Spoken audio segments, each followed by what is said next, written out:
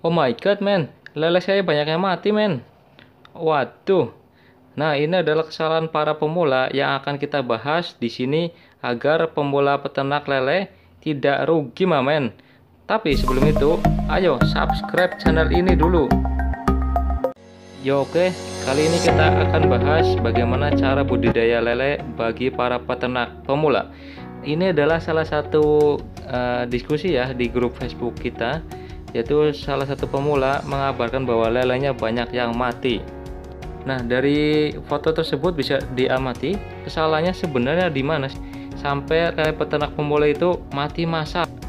Kita amati di sini bahwa ternyata airnya masih mentah atau belum siap.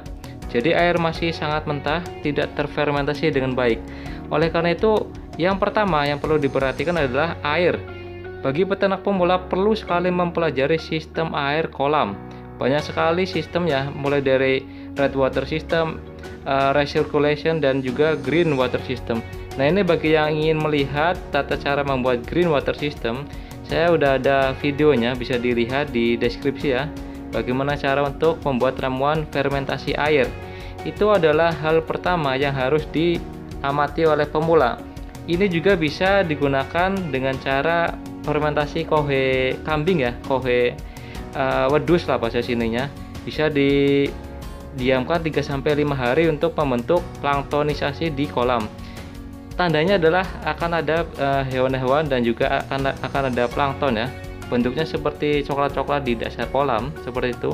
Kita juga bisa mempercepat dengan gedebok pisang ya, agar nantinya bisa terfermentasi dengan baik. Nah, ini tanda kolam yang sudah jos ya, sudah baik, yaitu warnanya akan hijau. Nah, jika warna hijau seperti ini menandakan ekosistem air bisa cocok di lele. Oke, lalu selanjutnya adalah nomor 2 yang perlu diperhatikan, pemula seringkali salah pakan.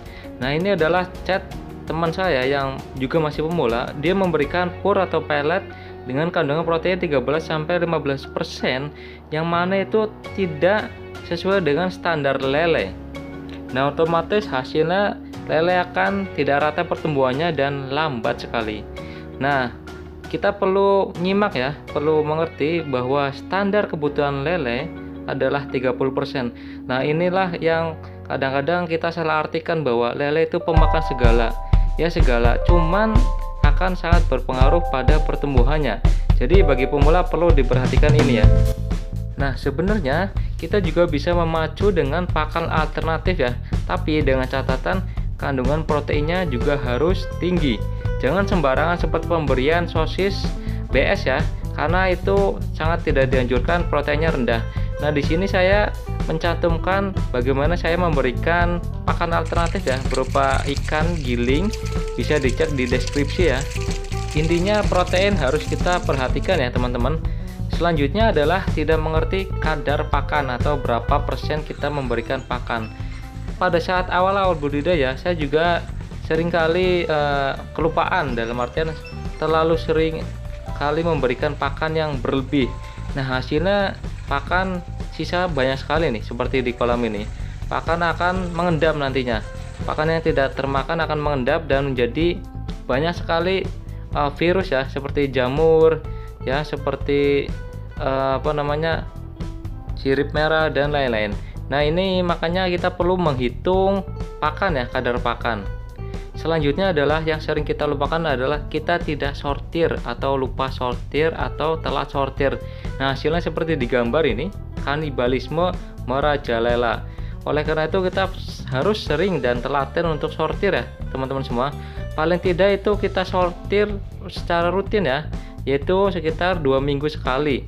Tapi juga itu tergantung ukuran ya. Jika ukuran kecil ya, kita beli benih kecil 2 minggu sekali adalah hal yang wajib.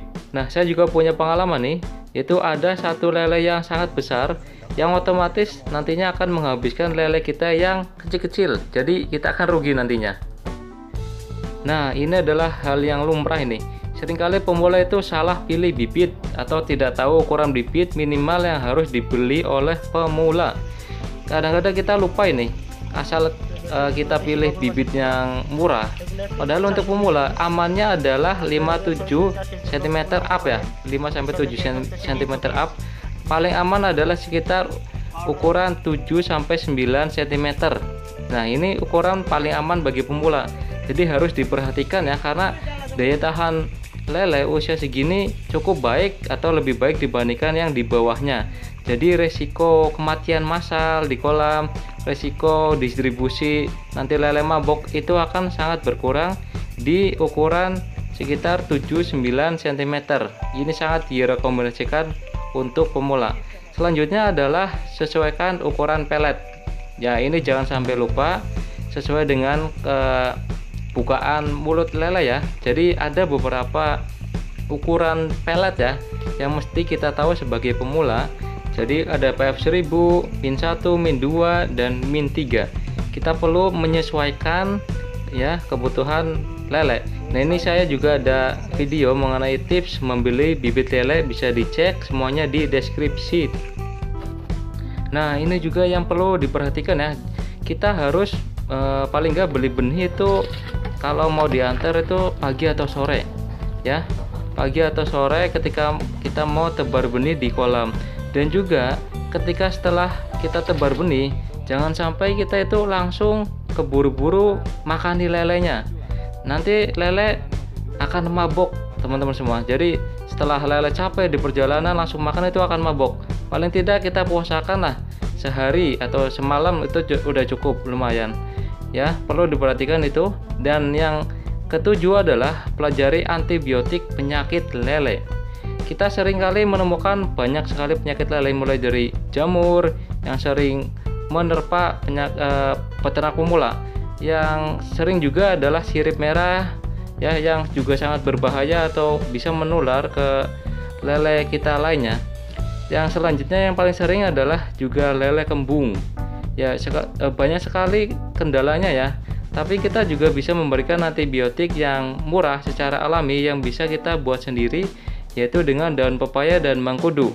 Cara buatnya sudah saya lampirkan di deskripsi, bisa dilihat langsung ya teman-teman semua.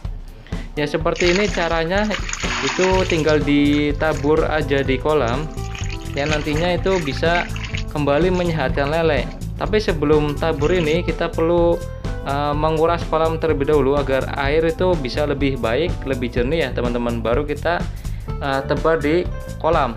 Kita juga bisa memberikan obat kimia ya, yaitu berupa Inrofloc 25 yang sering juga saya pakai untuk mengobati lele yang stres, lele yang penyakitan, dan mati massal. Ini sangat manjur dan harganya sangat murah.